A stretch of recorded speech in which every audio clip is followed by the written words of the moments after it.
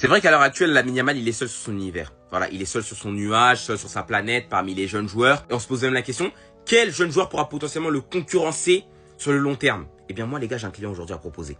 D'habitude, on propose toujours des joueurs comme ça. Moi aujourd'hui, je suis là pour proposer mon joueur, Stéphane. Génération 2007 comme Lamine. Et hier avec le Brésil, il a inscrit un doublé sur une super passe cachée de Guimarães. Il va ouvrir le score face à la Corée. Et il va doubler la mise plus tard dans le match en récupérant un ballon très haut et en finissant. Ce qui fait qu'après son match face à Liverpool, actuellement il est sur 3 buts en 2 matchs. Et maintenant pourquoi lui et pas un autre? Parce que moi je vous le dis, dans les qualités, c'est ce qui se rapproche le plus de Lamine Yamal. C'est-à-dire un joueur bon dans la percussion, un joueur avec de la personnalité, très bon dans le dribble et l'élimination, qui ne se cache pas, bon dans les passes. Et franchement face à Liverpool, j'ai vu des passes et des centres tellement précis que je me suis dit mais c'est pas possible ce jeune. On a Lamine dans notre équipe ou quoi? Après lui vraiment il a une conduite de balle un peu plus serrée que celle de Lamine Yamal. J'ai l'impression une conduite de balle limite à la Rodrigo. Et dans la finition, même si par moment il va faire des mauvais choix, quand il va se retrouver face au catch, peut-être pas tirer au bon moment, mais en tout cas dans sa manière de tirer, je trouve qu'il est déjà assez mature. C'est pour ça que même au Brésil, il a fait mieux que Neymar statistiquement sur sa première saison. Voilà, ils n'avaient pas vu ça depuis Neymar. Parce que c'est vrai que Hendrick il a fait quand même pas mal de bruit lorsqu'ils étaient à Palmeiras, mais en vrai en termes de niveau de jeu,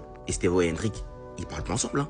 Et franchement, je trouve que le tir, c'est vraiment l'aspect où il a le moins de choses à envier à Lamine. Donc lui aussi, il peut tirer aussi de son pied droit. Et que Lamine n'a pas encore cette finition monstrueuse, même s'il a déjà sa spéciale. Et à l'heure actuelle, hein, ce qui fait la différence notamment entre les deux joueurs, ça va être le QI football, la maturité, faire le bon choix dans les derniers mètres. Ça, Estevão, il a encore un retard par rapport à ça. Et c'est normal, il est très jeune. Même c'est exceptionnel ce que Lamine Yamal arrive à faire. Ça, avec le temps, il va l'acquérir. Ça peut devenir un potentiel très bon concurrent pour Lamine. Du moins, moi, de toute façon, à Chelsea, je prends du plaisir à le voir jouer. Et je pense vraiment que si Chelsea, on lui donne le bon temps de jeu, on lui laisse le temps de bien se développer, qu'on lui met pas trop de pression, même si je pense que c'est un joueur qui peut boire la pression, parce que voilà, il montre qu'il a beaucoup de personnalité. Eh bien, je pense que sur les prochaines années, c'est lui qui va être le concurrent de Lamine Yamal. J'espère même que cette saison, en fin de saison, être élu meilleur jeune joueur de Première Ligue. Et pour ça, il va falloir qu'il ait du temps de jeu.